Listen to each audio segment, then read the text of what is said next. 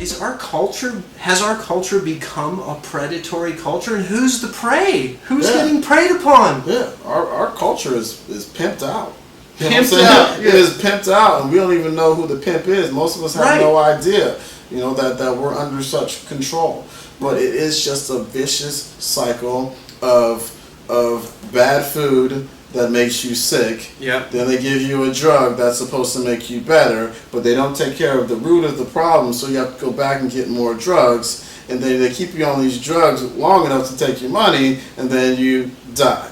And of course, you're working all this time to pay for all this stuff. And medical insurance, and I mean, you look at any democratic, westernized nation in the world, we're the only one that you have to run on the treadmill to get medical coverage. I mean, you go to Norway, Sweden, France, any first world country, and they don't think twice about taking care of their people. Now, I might disagree with some of the ways they do take care of the people, but man, this country is just a big treadmill. And so the question for the youth out there is, if you're interested in counterculture, if you're interested in revolution, as they say, what does that mean? If you are the prey and the people running the system at the top are the predators, you gotta look at what you're doing every day with your money. If you're buying soda pop, processed food, brand name this, you're selling yourself.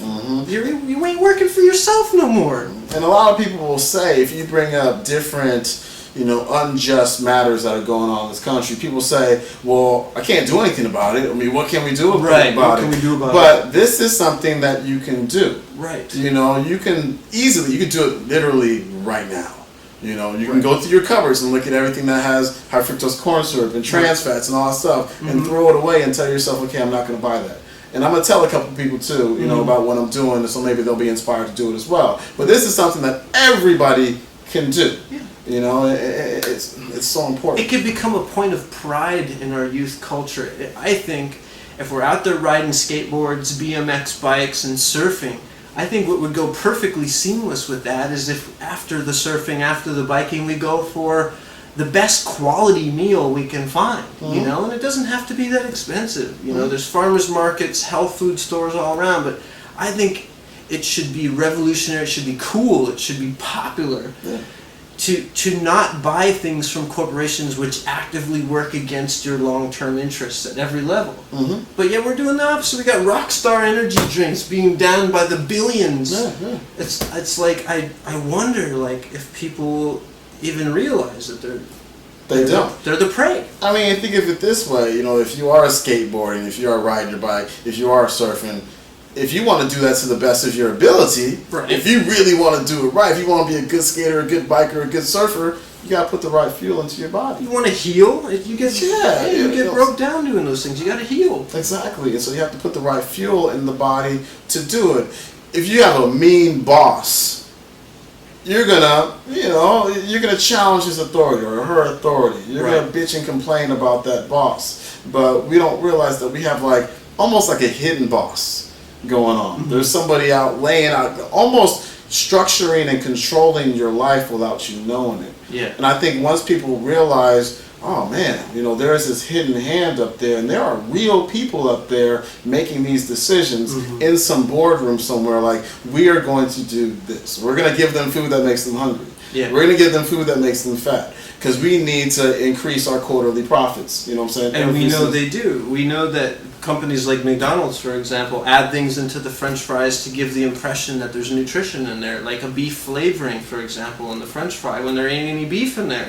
Why would they do that? Because they're trying to trick you into thinking you're getting something you're not getting.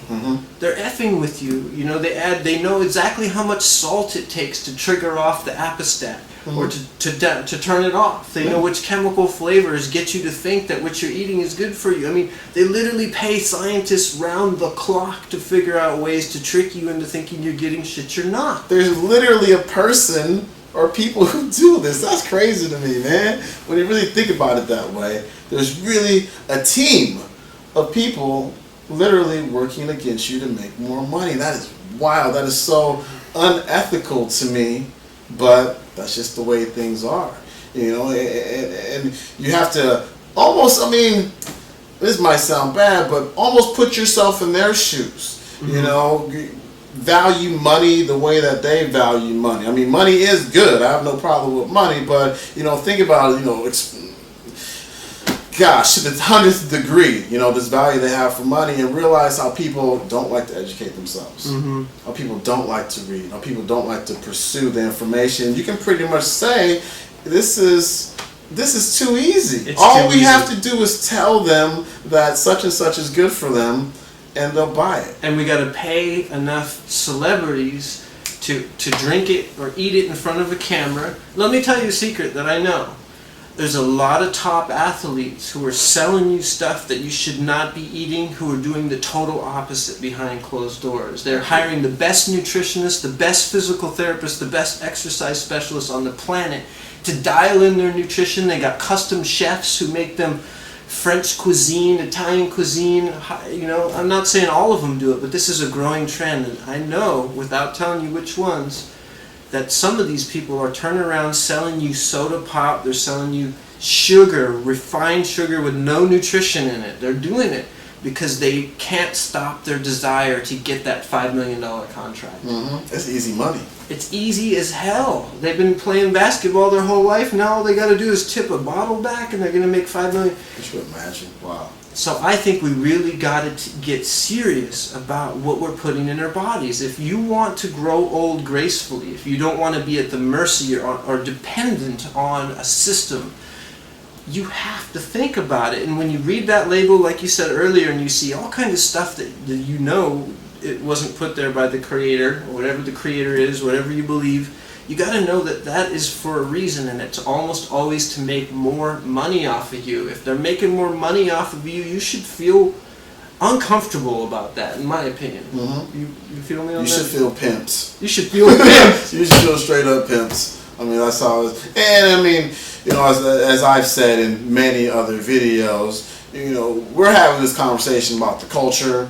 And we don't expect you to do it all the time, because people are out there looking at all these guys. They don't do it 100% of the time. No. Of course we don't. No. But there was a time when I was eating wrong and I was falling into the system 80% of the time, and I was doing what was right 20% of the time. Mm-hmm. If you flip that around, you save a lot of money. You get yourself in better health. You feel better, and you're not paying the man. All the time. Everybody's going to pay the man a little bit, but just don't do it all the time. You got to be human. You know what I'm saying? There's a human factor here.